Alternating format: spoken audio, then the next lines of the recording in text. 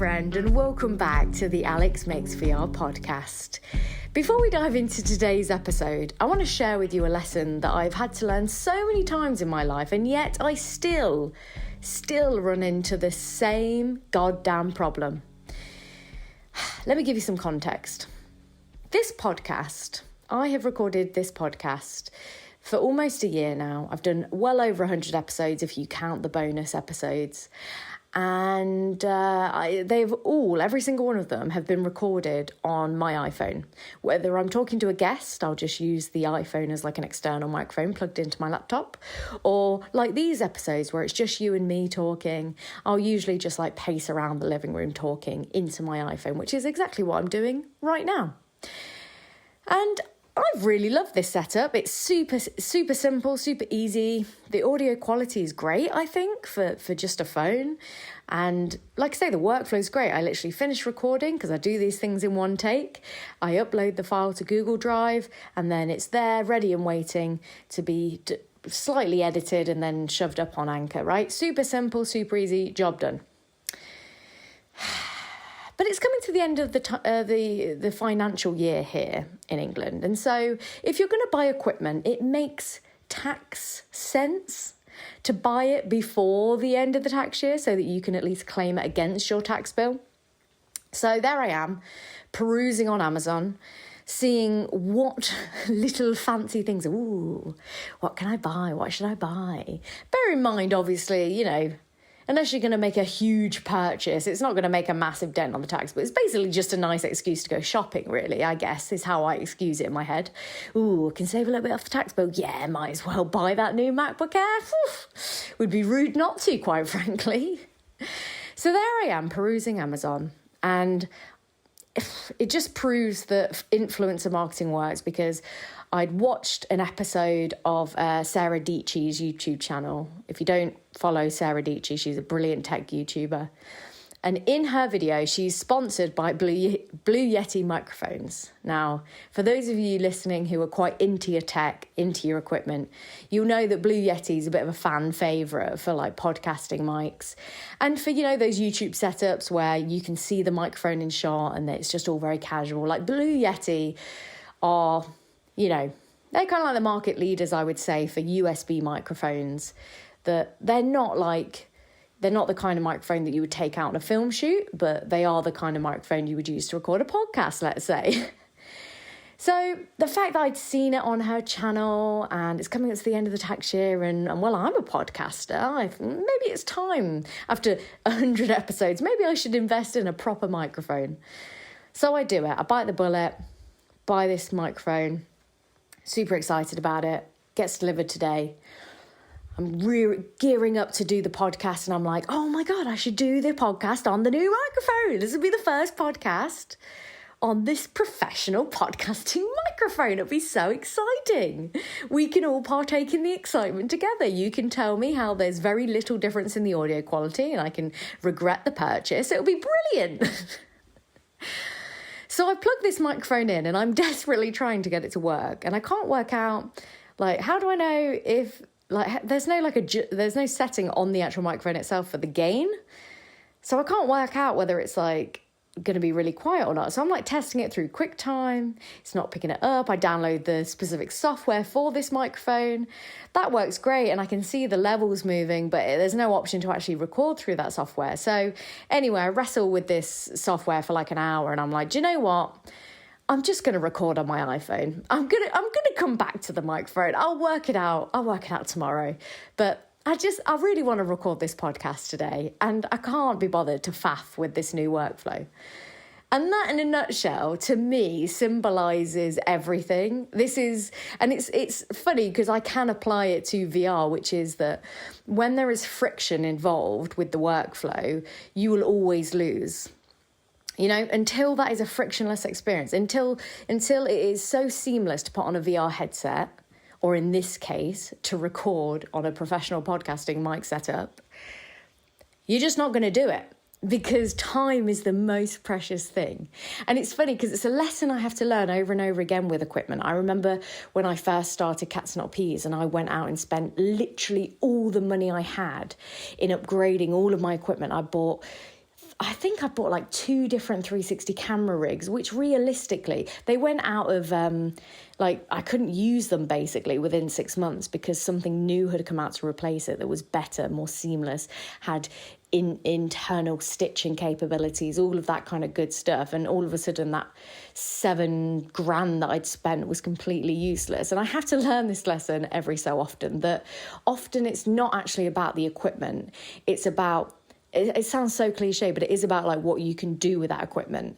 And for me personally, I'm kind of at a point now where I want everything to be as easy and as integrated as possible. It's a bit like when you go to a client and you try to pitch them the most fantastic, phenomenal, high-tech, exciting, creative, original project in the world. And all they want is something that does the job, does it well, does it quick, does it cheap, is easy to integrate in what they've already got. That's what they want. They don't want the thing with the bells and whistle on, usually. So anyway, just thought I'd share that lesson with you. So here we are, episode 99, and I'm still recording on my iPhone for now. Maybe the official episode 100 will be the first episode of the podcast recorded on a professional microphone, just as I'm about to take a break. That is so typical. Anyway, hope you enjoyed that ramble. And I can't wait. Maybe I just won't even I won't remind you next week when I'm using that podcast mic. And then at the very end of the episode, I'll ask you if you noticed any audio difference, and you'll all be like, nope. And I'll be like, great. What's the returns policy on this thing? Damn you, Sarah Dietschy, and your brilliant influencer marketing. Okay. What was I actually going to talk about in this episode? Yes, accountability. Today we're going to talk about mindset. We're going to talk about accountability. I think accountability is one of the hardest things to integrate into your life. We've talked about motivation several times in episodes, and although motivation kind of shows up when it wants, we all know that the hack to motivation is just showing up regardless. That actually motivation, sometimes it will show up, but usually you can get motivation to come to you by starting the task that you want to get done. But accountability feels a little bit harder. I don't know why, because I feel like accountability and motivation are kind of part of the same spectrum. And I could be alone in thinking that, but the way I think about accountability is kind of like the reason you do something, right? It's the thing that kind of motivates you. So I guess when we think about accountability, my immediate thoughts are it's a goal.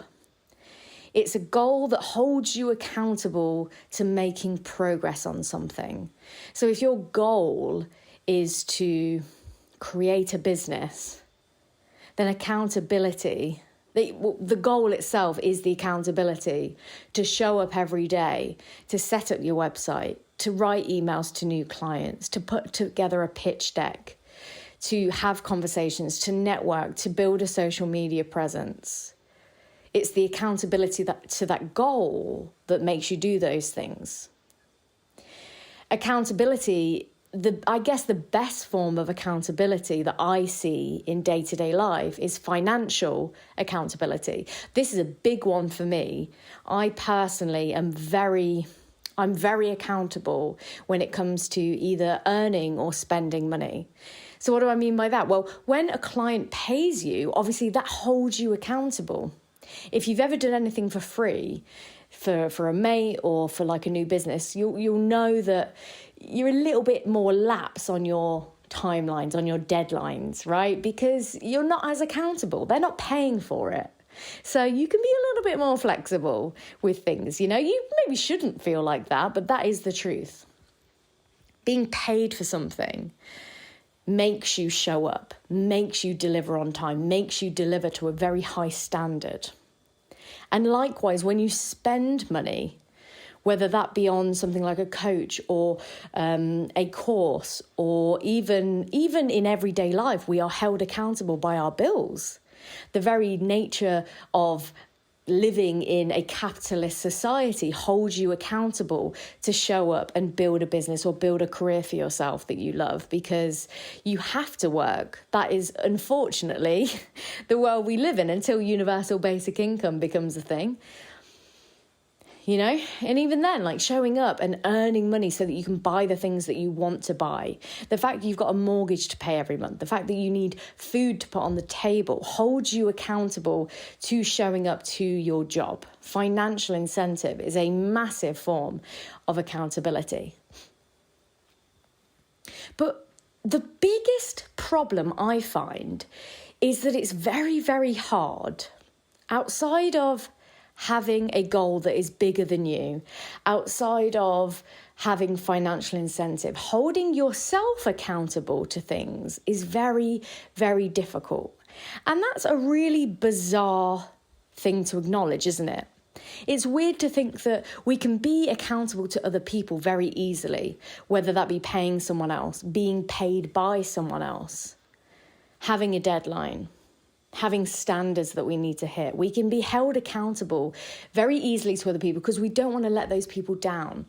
Even in your personal life, you will be held accountable to do things. You will do things for your partner, for your family, for your friends, because you care about people, therefore you're accountable to them. If someone asks something of you, you will most likely be held accountable to do that thing just because that's just the way we work as humans, as social creatures. But when it comes to holding yourself accountable to make progress with your business, with your project, with your art, with your career, it's really, really difficult. It's funny, I've had this conversation with friends so many times about the fact that I feel like the reason I'm not very accountable to myself is because I am very driven by doing good for other people. I need to see the kind of project from the other person's point of view, because I know if it's going to make a big impact on their business, that drives me, that makes me want to do it even more. Whereas when it comes to my own personal projects, I find it a little bit harder to be accountable because, you know, it's a nice idea in my head, but I don't necessarily feel the same drive as bringing someone else's idea into fruition. And maybe that doesn't resonate with you. Maybe you are a very self-driven person.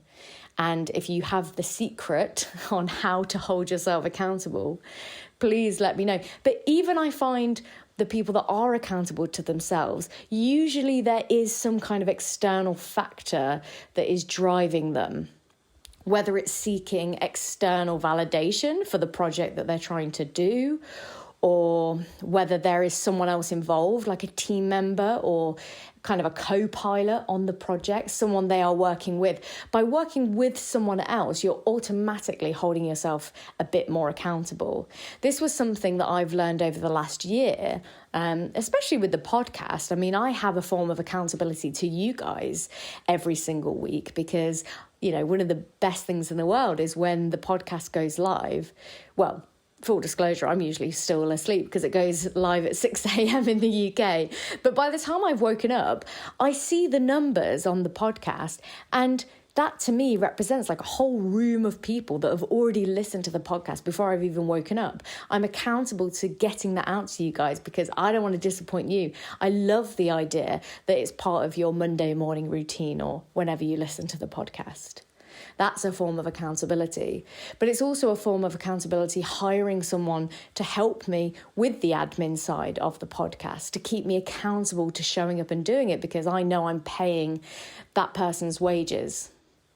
You know, that's another form of accountability. Makes me want to do it even more. And it also gives me a deadline to do it because I know I have to do it by a certain date. When I first started the podcast, I would record the episodes kind of really haphazardly. And I know when I very first started, I did it daily to get in the routine. But then after that, I would kind of record maybe like 3 episodes all in one go. And then I wouldn't record for like a week and a half. And then I'd record 1. And then I'd record 1 another day. And then I'd record maybe like 2. Then I'd take 2 weeks off. And, you know, really kind of like all over the place. Whereas as soon as I started working with Charlotte, it kind of very much held me accountable because I knew that I had to give her the podcast every single week. I had to give her the files. I had to give her, my thoughts on what the social media assets should be or things like that. So within that, I built myself this accountability, and that worked really well for me. So I think my message to you is to think about what kind of person you are. Are you someone that needs external accountability? If it's for your own project, maybe the way you do that is by getting someone else involved. Maybe getting someone, not a friend, because again, it's difficult to be held accountable to a friend because, realistically that if you wanted to move the deadline, you could, but finding someone to be accountable and giving yourself some kind of forfeit or some kind of reason why you cannot move that deadline. Find someone, maybe a mentor, maybe someone who you aspire to work with, something like that, to just be like, I'm gonna do this thing in 2 weeks' time, and if I've not done it, I'm gonna do X, Y, Z, or reaching out to someone and kind of who's not necessarily a close friend to hold you accountable. And this is obviously very specific to work, but you could apply this to like personal life goals as well. And a big thing I think that I found in the realm of like personal life stuff is I've signed up to like private memberships, like to hold me accountable. Again, it's like a little financial incentive, but also there's like this weekly routine built into that. So for example, I pay like for a coach in an area of my personal life. And I know that every Monday, like clockwork, I'm going to be on that call and I'm going to need to have delivered on what I said I was going to do. I've got access to private communities where I'm held accountable to the fact that I'm paying for that every single month. And so I want to benefit from that. So finding things like that you can kind of hack your own accountability sensors almost. You can find ways to hold yourself accountable. You might not suffer with not being held accountable to yourself. Maybe you're the kind of person that's actually the opposite, and actually you need help being accountable to other people because you are very driven on your own projects, but when it comes to showing up for other people, that's where you suffer, and actually it's hindering your ability to be able to build a business or get clients. So maybe you need to work on how do you be accountable to other people? How do you build that? It's almost like building that muscle, a little bit like motivation in the way that you need to kind of show up every day. Accountability. We need to find ways to make ourselves accountable. And this is one of those episodes where I don't really feel like I do have the answers. These were just some of my musings on the subject, but it is a subject that I've been really thinking a lot about, and it's something that I hear echoed back by a lot of my fellow creatives. And so I wanted to put the episode out there just to let you know that A, you're not alone, to let you know some of the ways that I've found have worked for me, but I'm definitely still finding ways that I can improve in this area. So yeah, find what works for you. Let me know. I want to hear what you have found works for you.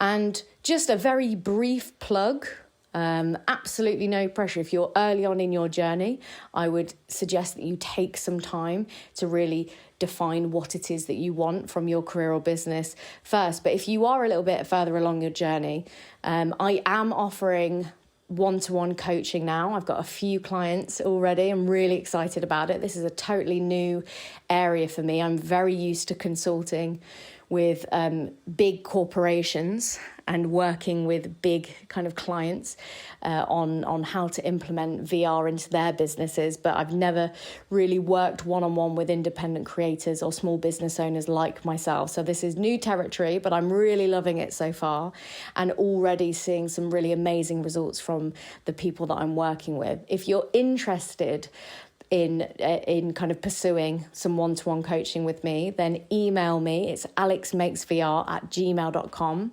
and we can have a bit of a back and forth to see if it's a good fit.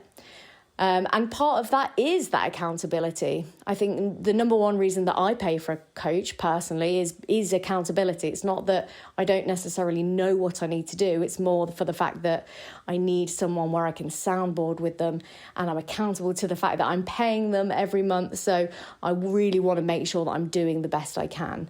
And also it's nice to have someone to kind of, to give you that outsider's perspective, especially on things that they themselves have already done. So my expertise is obviously, building an immersive production company, selling and promoting and marketing VR and 360 work to clients and also to the consumer space. I've kind of done a little bit of everything in this industry, as you know, if you've listened to all of these podcast episodes. But also just kind of like to be someone to soundboard technical stuff off. This is a really hard industry to be in a lot of the time. It's a very lonely industry, and it's a very lonely thing to do, to kind of pursue a freelance or to build a business. It's a very isolating experience, and so to have someone to kind of bounce off of, to be that accountability partner, is sometimes a really good idea. Anyway, that's my plug. If it's of interest, like I say, email me alexmakesvr@gmail.com. But if not, think about some of these things that we've talked about in today's episode and let me know what works for you. Let me know if you found anything else that really works. Have you got another hack that I've not even thought of? I would love to hear. And maybe in like a month's time, we'll do a check-in episode where I kind of share some people's thoughts. And if I found any new ways of holding myself accountable. So yeah, that's it from me, guys. As always, you can reach out to me. It's AlexMakesVR on Instagram and Twitter. Thank you so much for listening to this iPhone recorded podcast episode, maybe for the last time ever. Who knows? And have a great day wherever you are in the world. And I will speak to you in the next one.